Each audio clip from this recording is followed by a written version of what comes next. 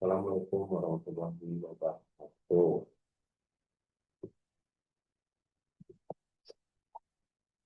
Kenalkan, nama saya Ramadan Renaldi Arifin.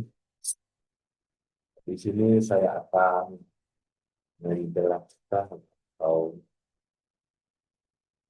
saya akan menjelaskan. Assalamualaikum warahmatullahi wabarakatuh.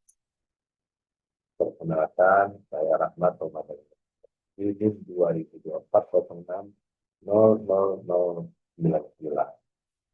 Ini saya akan mempresentasikan tugas ujian semester mata kuliah sistem internasional dengan judul evaluasi efektivitas hukum internasional dalam menanggulangi pelanggaran HAM kasus Palestina.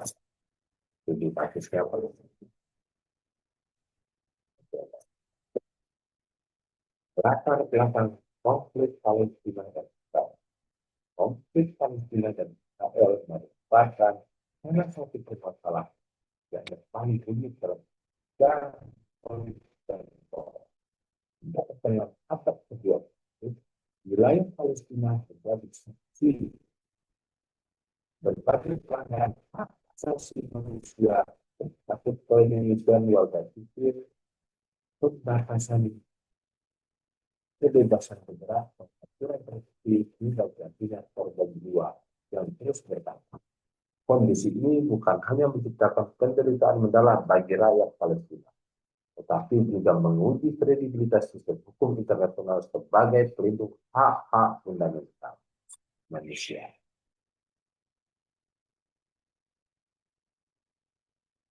Hukum internasional telah mengembangkan berbagai instrumen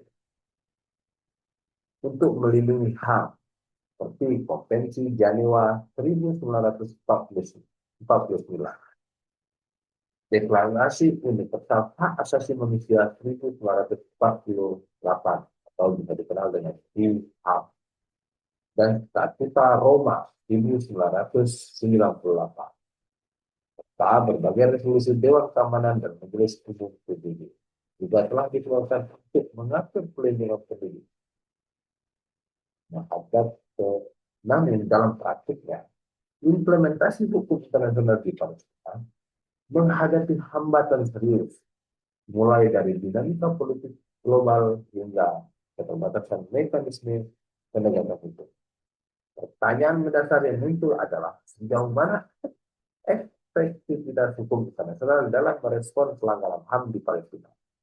Apakah instrumen hukum yang ada mampu memberikan perlindungan nyata atau justru hanya menjadi dokumen formal tanpa dampak konkret di lapangan? Studi kasus Palestina menjadi cermin yang jelas tentang kesenjangan antara norma hukum internasional dan realitas implementasi.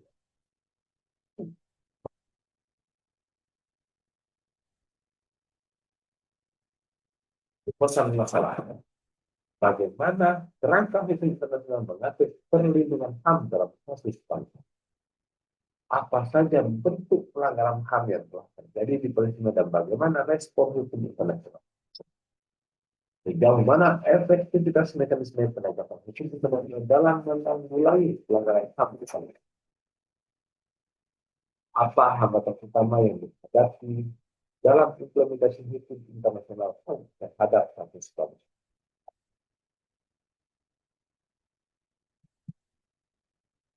Tujuan prinsip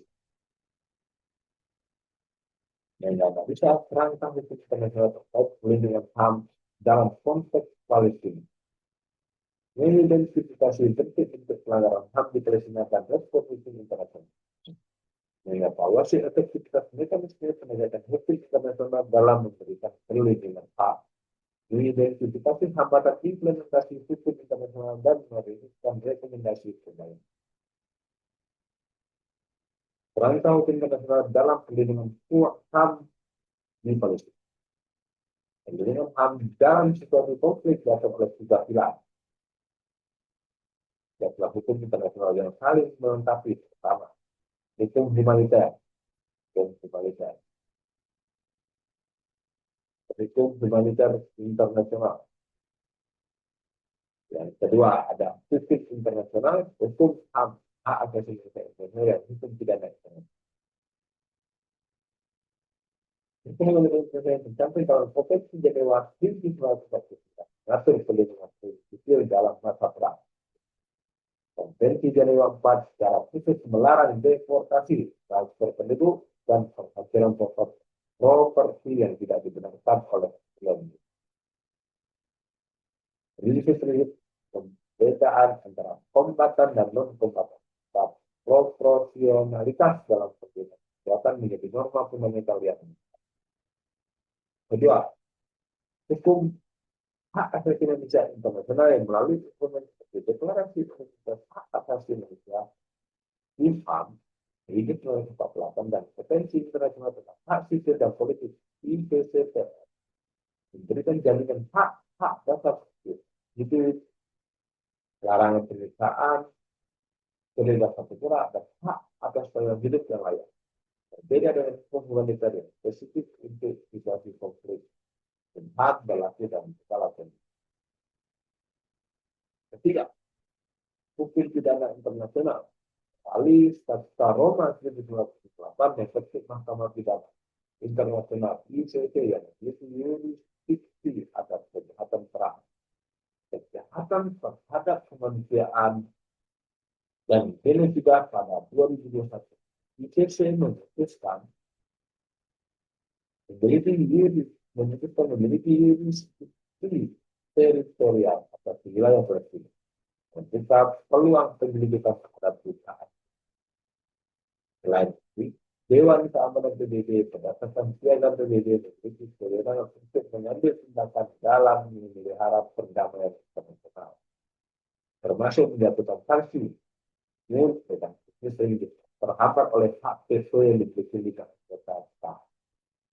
Oleh PBB dan Dewan Hak Asasi Manusia PBB juga berperan melalui resolusi dan mekanisme investigasi meskipun dengan keterbatasan daya.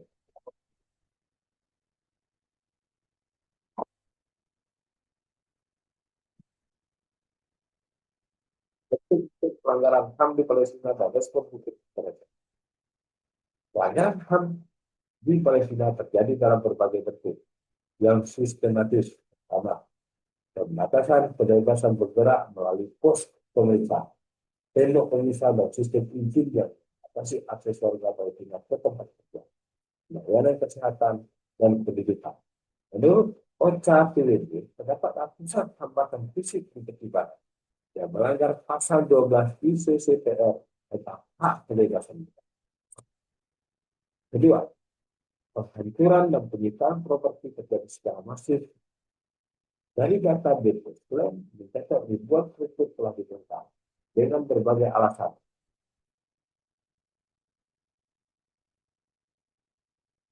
Kasus ini melanggar Konvensi Jenewa 4 pasal 53 yang melarang penghancuran properti kecuali karena kebutuhan militer yang mendesak. Jadi kalau tidak ada kebutuhan militer yang mendesak, tidak menghancurkan properti. Ketiga, ekspansi pemukiman di wilayah pendidikan yang menurut hukum internasional merupakan pelanggaran Konvensi Jenewa pasal 49. Dewan Keamanan PBB dalam resolusi 2034 pada tahun 2016 menegaskan bahwa pemukiman tidak memiliki validitas hukum dan merupakan pelanggaran terhadap hukum. Keempat, blokade Gaza sejak 2007 bahkan krisis kemanusiaan berkelanjutan. Batasan impor barang-barang penting telah memperburuk kondisi ekonomi dan sosial. Dengan lebih dari 90% air, tidak air minum, dan akses listrik sangat terbatas. PBB menyatakan blokade ini merupakan sistem kolektif yang melanggar hukum internasional. Respon hukum internasional datang dalam berbagai bentuk. Dewan Keamanan telah mengeluarkan sejumlah resolusi, itu banyak draft resolusi yang lebih kuat gagal karena itu sering dilakukan oleh Amerika. Majelis Umum PBB telah mengadopsi ratusan resolusi tentang pelanggaran dan hak rakyat Palestina.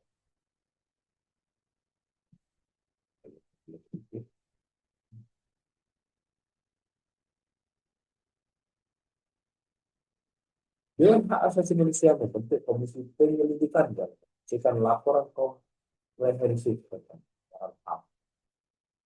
Mahkamah Internasional ICJ pada 2004 memberikan opini bahwa pembangunan tembok melanggar hukum internasional meskipun tidak ada mekanisme penegakan yang memaksa kepatuhan.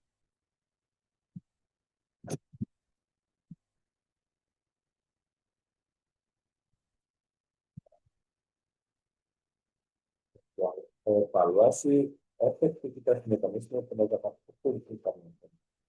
Evaluasi terhadap efektivitas mekanisme hukum internasional menunjukkan kesenjangan signifikan antara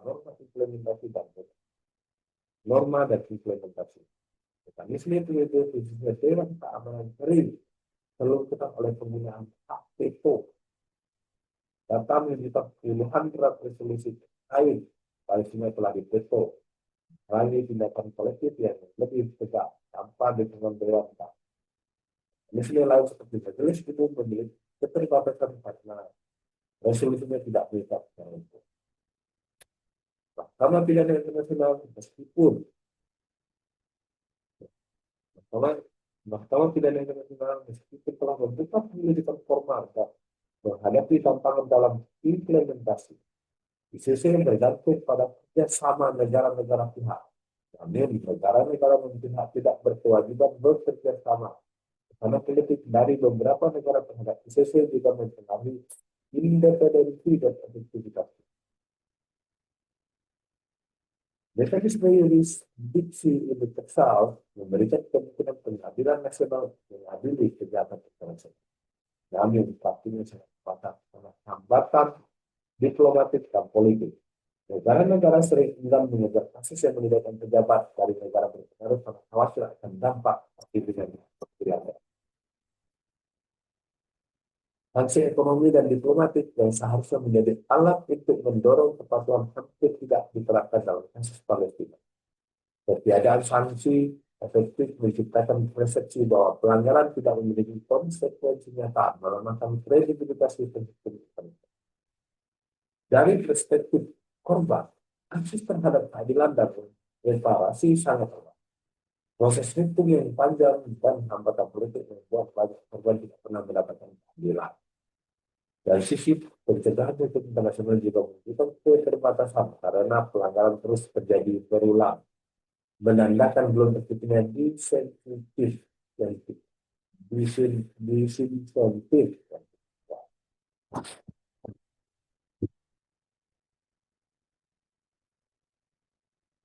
Hambatan dalam implementasi hukum internasional.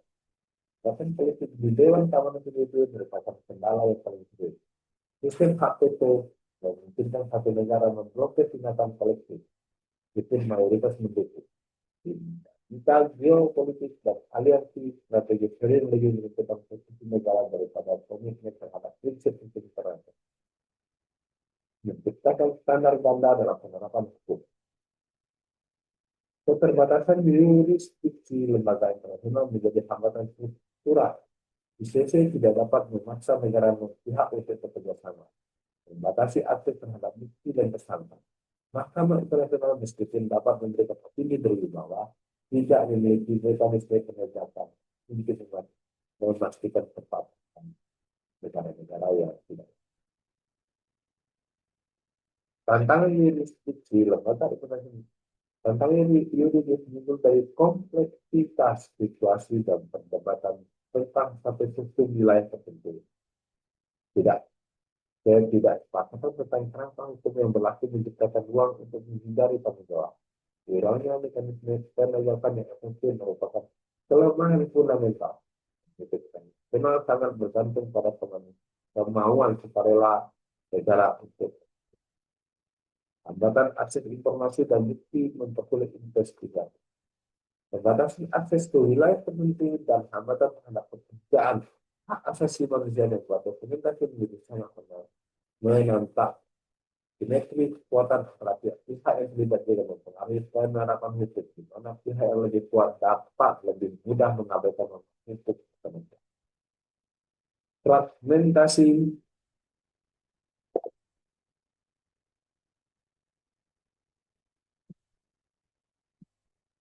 fragmentasi dan kurangnya koordinasi di antara berbagai mekanisme hukum internasional, mengurangi efektivitas keseluruhan, kurangnya dukungan sumber daya juga membatasi kemampuan lembaga-lembaga internasional untuk melakukan investigasi dan pemantauan secara kesimpulan. Berdasarkan pembahasan yang telah diuraikan dapat disimpulkan bahwa sebagai kerangka hukum internasional itu perlindungan HAM sudah cukup komprehensif, efektivitasnya dalam kasus Palestina sangat terbatas. Pelanggaran HAM terjadi dalam berbagai bentuk yang sistematis. Namun respon hukum internasional belum menghasilkan perubahan substantif di lapangan. Kesenjangan antara norma hukum dan implementasi praktis sangat lebar karena hambatan struktural dalam politik. Mekanisme PBB sering terlumpuhkan oleh pertimbangan politik dan hak veto. Sementara lembaga seperti ICC menghadapi tantangan dalam menghadapi kerjasama internasional. Hambatan politik, keterbatasan jurisdiksi, kurangnya mekanisme penegakan efektif, dan asimetri kekuatan semuanya berkontribusi pada ketidakefektifan sistem. Dari perspektif korban, sistem hukum internasional belum berhasil memberikan akses memadai terhadap keadilan dan reparasi. Kasus Palestina menunjukkan bahwa efektivitas hukum internasional sangat bergantung pada kemauan politik negara untuk menegakkannya. Dan tanpa reformasi struktural yang mengatasi ketidakseimbangan, kekuatan hukum internasional akan terus menghadapi kesulitan dalam memberikan perlindungan efektif. Rekomendasi untuk meningkatkan efektivitas hukum internasional dalam menanggulangi pelanggaran HAM, beberapa rekomendasi perlu dipertimbangkan. Pertama, perlu ada reformasi Dewan Kawanan PBB, khususnya terkait pembatasan penggunaan hak veto dalam kasus pelanggaran HAM yang serius. Kedua, penguatan mekanisme investigasi dan pemantauan dengan dukungan sumber daya yang memadai. Dan akses yang lebih luas ke kedua. Tiga, peningkatan dukungan politik dan finansial terhadap ICC, serta dorongan bagi negara-negara meratifikasi status Roma. Empat, pengembangan mekanisme sanksi yang lebih efektif dan konsisten untuk mendorong kepatuhan terhadap hukum internasional. Kelima, negara-negara harus menerapkan hukum internasional secara konsisten tanpa standar ganda dan lebih proaktif menggunakan jurisdiksi universal. Enam, penguatan dokumentasi dan advokasi oleh organisasi masyarakat sipil dengan teknologi modern, serta pembangunan koalisi lintas batas untuk menciptakan tekanan global. Ketiga, peningkatan fokus pada akses keadilan untuk korban yang menyederhanakan prosedur dan menyediakan bantuan hukum terakhir. Terakhir, penguatan mekanisme pencegahan melalui sistem peringatan dini dan diplomasi preventif. Implementasi rekomendasi ini memerlukan kemauan politik kuat dan pengakuan bahwa perlindungan hak asasi manusia adalah tanggung jawab bersama komunitas internasional, bukan hanya untuk Palestina, tapi untuk semua korban pelanggaran hak asasi manusia di seluruh dunia.